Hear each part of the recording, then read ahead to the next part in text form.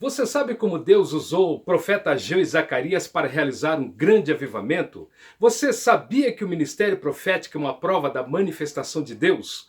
Você sabe diferenciar dons ministeriais e dons espirituais?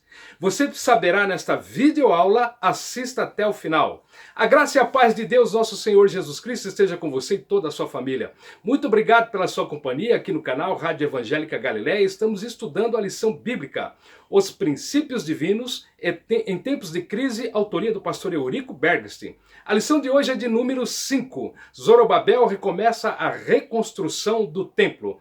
Dê o seu clique, clica aí no gostei, se inscreva no canal, escreva suas dúvidas, faça pedido de oração, deixe os seus comentários e assista a videoaula até o final. Vamos fazer uma oração? Bendito Deus e eterno Pai que estás no céu, estamos conscientes de que nós somos falhos, de que somos imperfeitos e que não temos tanta capacidade. Mas, Senhor, nós cremos que Tu és perfeito, Tu és o dono da sabedoria. Pedimos graça e misericórdia para cada ouvinte que estiver juntamente conosco participando dessa videoaula. Abençoe a minha esposa, abençoe os meus filhos, que também têm me ajudado muito nesta grande empreitada. No santo nome de Jesus Cristo, que é nosso Senhor e Salvador, que nós te agradecemos. Amém. Deus começa a renovação pelo ministério profético de Ageu e Zacarias. Mas, meus amados irmãos, como que eles chegaram em Israel? Não foram convidados, chegaram de surpresa, falaram aos líderes e ao povo. No momento que o povo estava em letargia, estava parado, tinham parado a construção, de 15 a 17 anos mais ou menos, nada mais se fazia, cada um foi cuidar da sua vida. E a obra estava parada. Deus envia Ageu e Zacarias para dar um avivamento espiritual àquele povo, àqueles líderes. A mensagem chegou a Zorobabel, que era o líder político, que era o príncipe naquele momento, e ele era o gestor daquela grande reconstrução do templo, dos muros.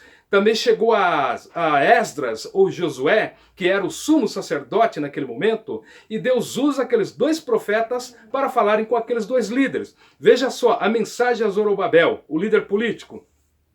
Zacarias, o profeta Zacarias, viu um castiçal com 7 lâmpadas. O castiçal era uma haste central, ladeada por 3 hastes de cada lado. Em cima de cada haste haviam lâmpadas e ele era alimentado pelo azeite. Vamos à simbologia desse castiçal. O castiçal era o símbolo de Israel e era o símbolo da igreja. Nós vemos que Jesus, no Apocalipse, ele passeava no meio dos 7 castiçais de ouro, que eram as 7 igrejas da Ásia. Então, o castiçal era todo de ouro batido.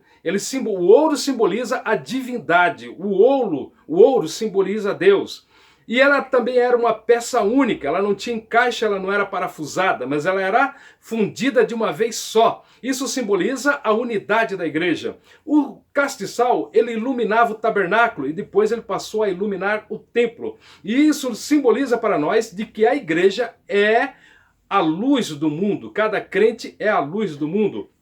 Esse castiçal, ele era alimentado por azeite. Esse azeite que alimentava as lâmpadas do castiçal simbolizava o Espírito Santo de Deus. Simbolizava a unção do Espírito Santo de Deus. O castiçal recebia o óleo de um vaso junto a 2 oliveiras. Quem dá o Espírito Santo à igreja é o Pai e é o Senhor Jesus Cristo. Eles dão o Espírito Santo, e o Espírito Santo, que é esta unção que nós precisamos para fazer a obra do Senhor.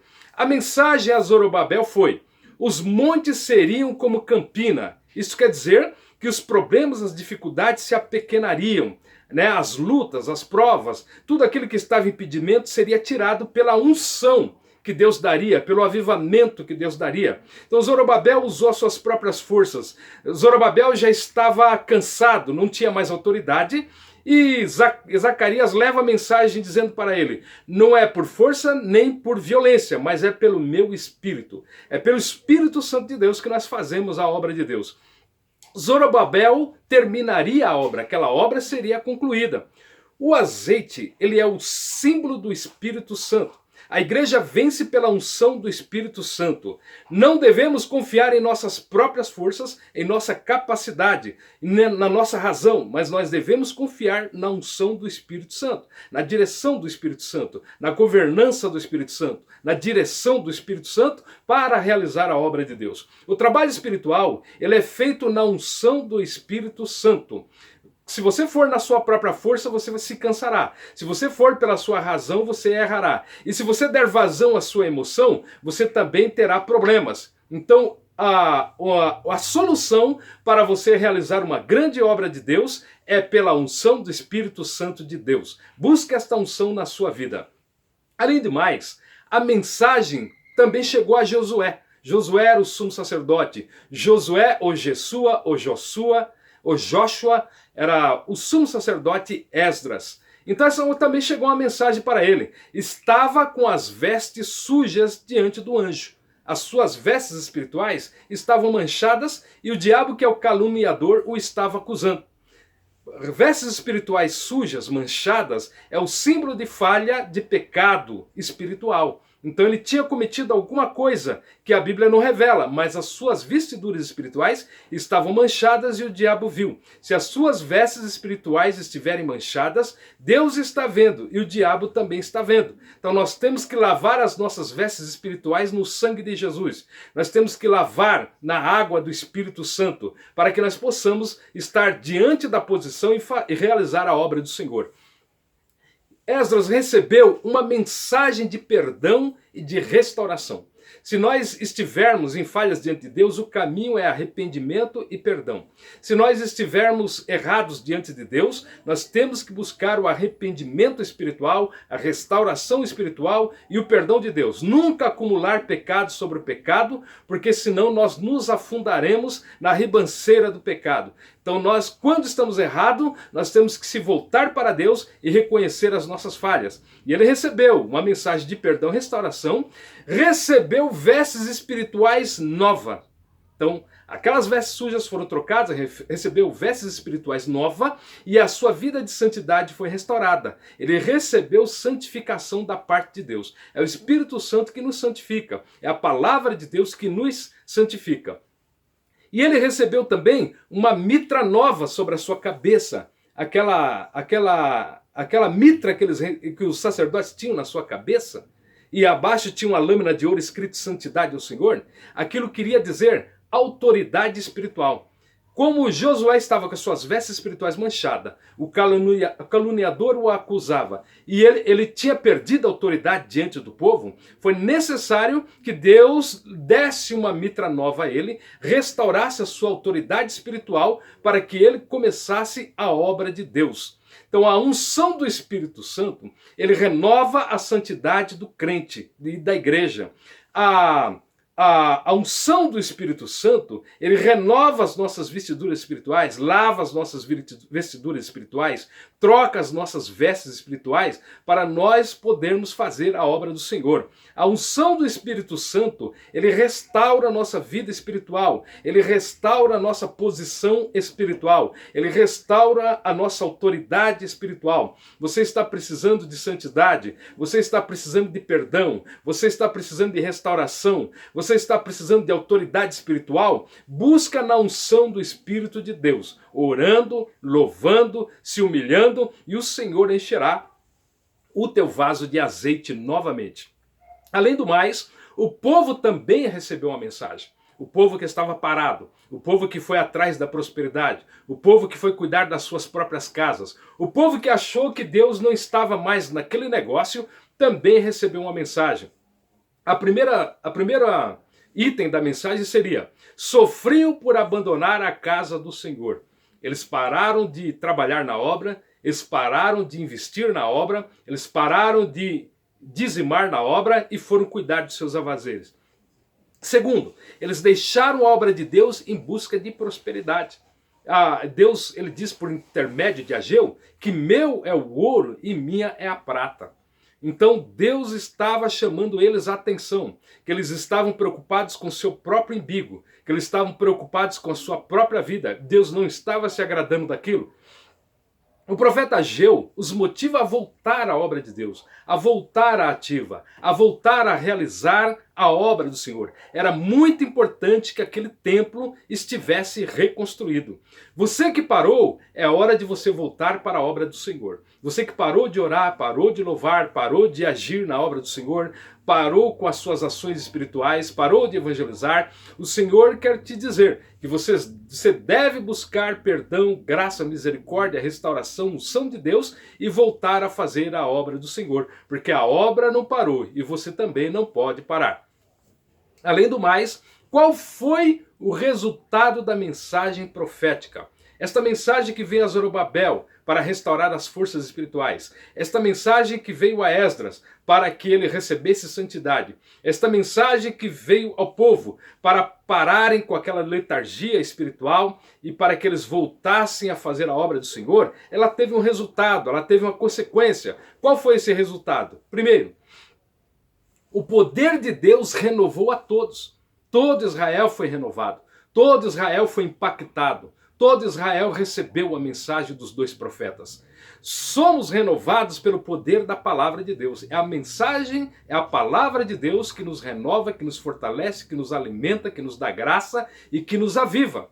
Então, na hora da mensagem na casa do Senhor, preste atenção na palavra. Fique orando em espírito, porque Deus está renovando a sua vida espiritual. Os dois líderes foram renovados na coragem. Eles estavam desanimados, eles perderam a autoridade, eles não conseguiam mais levar o povo avante, eles não conseguiam motivar o povo. Eles também foram impactados e renovados pela mensagem do Senhor. O povo foi renovado para o trabalho, o povo foi renovado para a contribuição, o povo foi renovado a se mover novamente pelo poder da mensagem, pelo poder do Espírito Santo que estava agindo na vida daqueles dois profetas. Os inimigos foram neutralizados. Se o inimigo se levanta contra a obra de Deus, é preciso de unção. Se o inimigo se levanta contra a sua família, é preciso de unção. A unção que vem do Espírito Santo. Aquele azeite que alimentava o castiçal era o óleo que representava o Espírito Santo, que dava autoridade, que dava santidade, que dava restauração, que alimentava aquele povo para voltar a fazer a obra do Senhor. O rei Dario, que era o rei atual, ele confirmou o decreto do rei Ciro. Agora, o novo rei agora era o rei Dario. E o rei Dario, quando ele conversa com os judeus, ele renova, ele dá autoridade, ele autoriza eles a fazer aquilo que Ciro já tinha determinado. Então, quando há unção de Deus, renovação de Deus, mover de Deus, avivamento espiritual, tudo começa a andar, tudo começa a ir novamente, as coisas começam a fluir. Se a sua igreja está numa situação complicada, coloca o povo para orar e começa a buscar a unção do Espírito Santo para que as coisas sejam abençoadas. Se na sua casa, na sua família, tudo está mal, o casamento está mal, os filhos estão andando por um caminho errado, se há dificuldades financeiras, se você está desanimado, se você está querendo parar com tudo, é hora de você buscar restauração, buscar graça, buscar avivamento, buscar o poder de Deus. O Espírito Santo renova a sua vida por completo. A vida espiritual, a vida financeira, a vida material, a vida conjugal, a vida profissional. Deus, ele tem poder para a sua vida. Deus quer renovar a sua vida. Deus quer renovar a sua igreja. Deus quer renovar a sua família. Deus quer renovar esta nação. Por isso nós precisamos clamar, bramar, orar e buscar uma renovação espiritual, uma restauração espiritual, um quebrantamento espiritual, um avivamento espiritual, um despertamento de poder. Jesus Cristo seria apresentado nesse templo. O mistério da reconstrução desse templo é que Jesus Cristo vai ser apresentado nesse templo. Quando chegar a plenitude dos tempos, Jesus Cristo ele é apresentado por José e Maria neste templo que está sendo reconstruído. Jesus Cristo, o Salvador do mundo. Jesus Cristo, o Senhor do mundo. Jesus Cristo, o verdadeiro Deus. O Jesus Cristo que pregou as boas novas da salvação, ele vai ser apresentado neste templo que eles têm que construir. Quando Jesus ele é apresentado nesse templo e começa a pregar as boas novas, a inimizade entre judeus e samaritanos cai por terra. Jesus Cristo faz uma nova humanidade, um novo tempo, e nesta igreja de Cristo serão agregados os judeus, os samaritanos e todos os gentios. Aí é que estava o mistério. O povo não estava entendendo, os samaritanos não estavam entendendo, mas Deus, pela sua presciência, já sabia que seu filho seria apresentado neste templo. Amém? Além do mais, irmãos, Jesus Cristo aviva a igreja pelos dons ministeriais. Os dons ministeriais são muito importantes no trabalho, na evolução, no crescimento da obra de Deus. Tem aqueles que se levantam contra o ministério, fazem conluio, fazem barreiras, fazem impedimento, atrapalham o trabalho do ministério na igreja.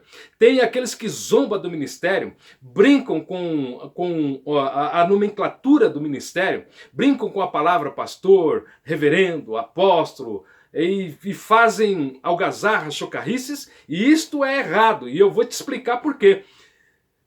Os dons ministeriais, como diz a própria palavra, são dons que significa dádivas de Deus, são presentes de Deus. Foi Deus que criou o ministério, foi Deus que levantou pessoas e colocou no ministério, foi Deus que inspirou o apóstolo Paulo a mostrar-nos os dons ministeriais.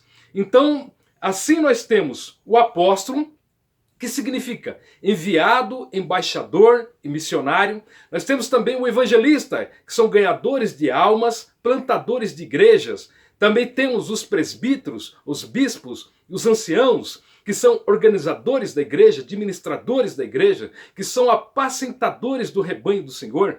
Nós temos também os diáconos e temos também os cooperadores, que são aqueles que servem com amor e que são cheios do Espírito Santo de Deus.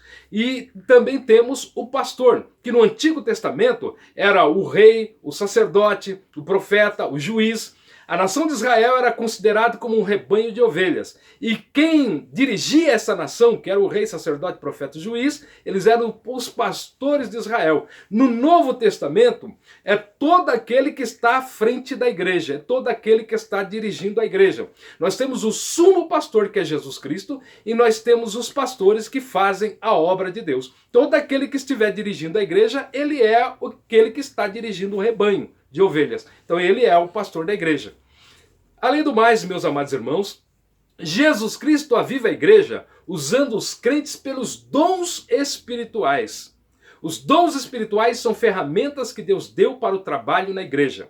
Os dons espirituais são instrumentos que Deus tem colocado para os crentes, são talentos espirituais que Deus tem dado aos crentes para realizarem a obra evangelística, para a edificação da igreja, para a exortação da igreja, para a consolação da igreja, para o crescimento da igreja, e assim o Espírito Santo vai usando aqueles irmãozinhos mais simples, aqueles irmãozinhos às vezes iletrados, mas também irmãos que são doutores, que são formados, que são usados igualmente por Deus através dos dons espirituais.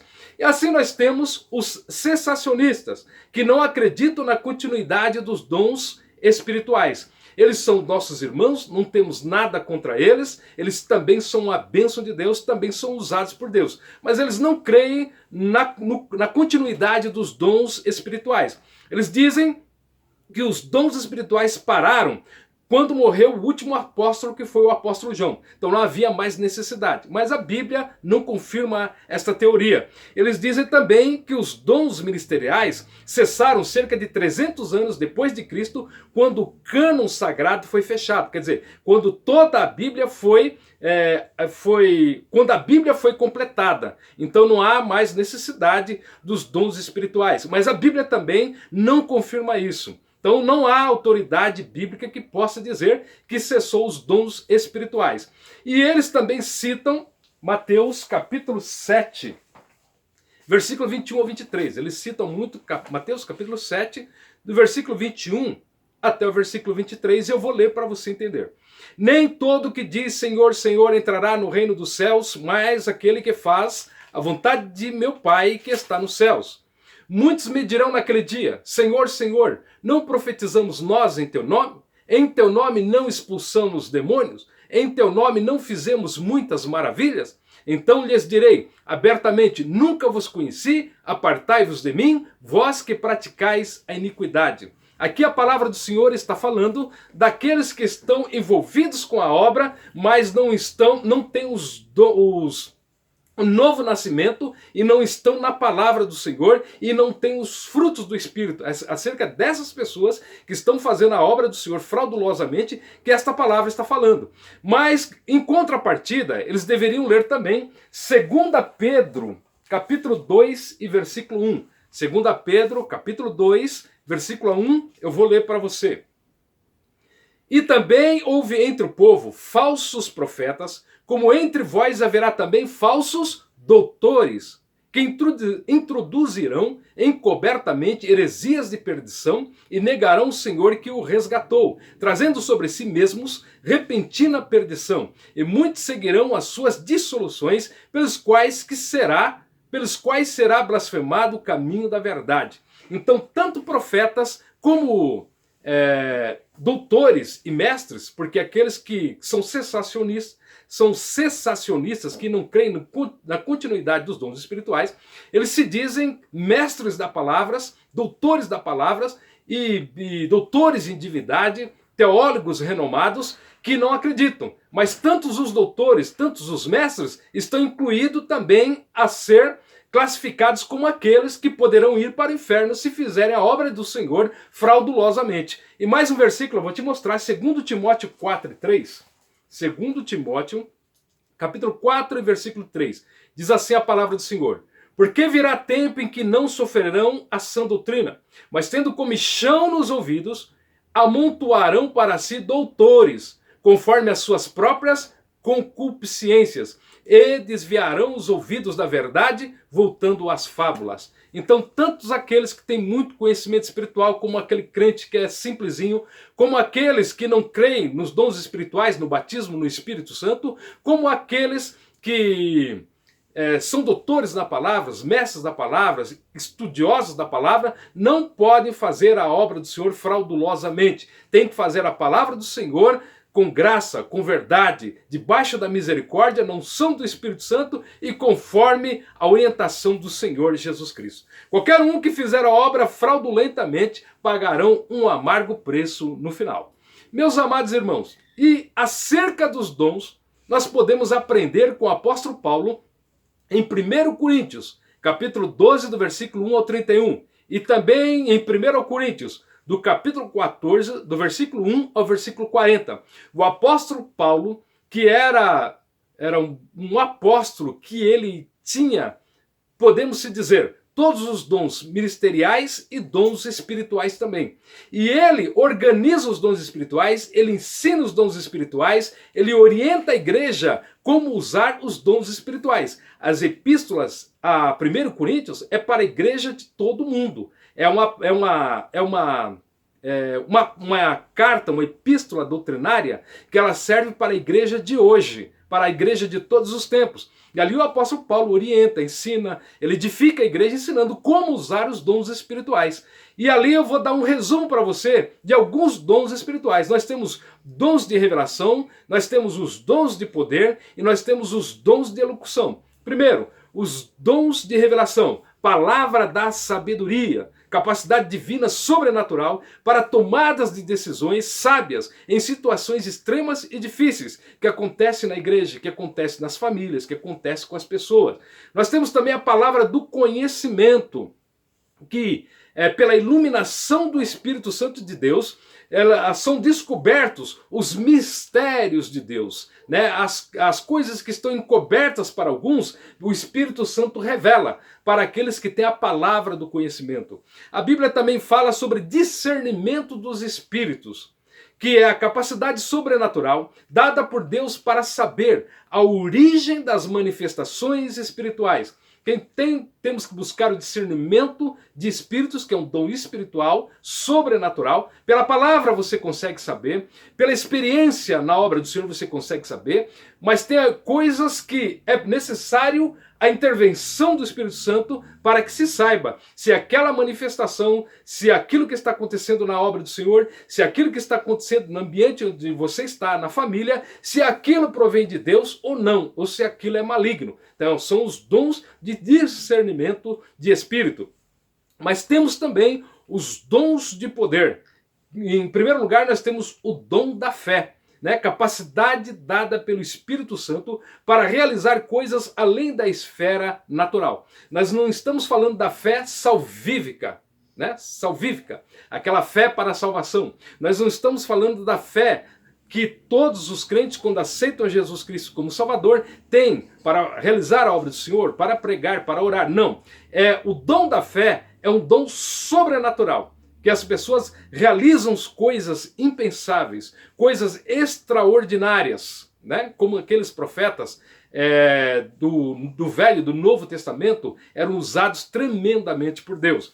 E temos também os dons de curar, capacidade sobrenatural para a cura de enfermidades.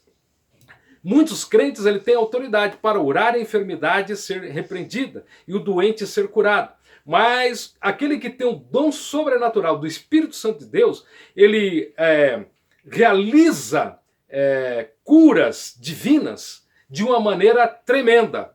Quando ele está pregando, quando ele está orando, quando ele está intercedendo por alguém, várias pessoas são curadas, vários milagres de Deus acontecem na obra do Senhor. Porém, muitos não são curados por falta de fé. Jesus Cristo chegou em determinado lugar, não fez muitas maravilhas ali, porque havia muita falta de fé, muita rebeldia, muita incredulidade naquele lugar. Mas existe o dom da fé. E também tem os dons de elocução. Em primeiro lugar, dom de profecia. Mensagens espontâneas inspiradas pelo Espírito Santo.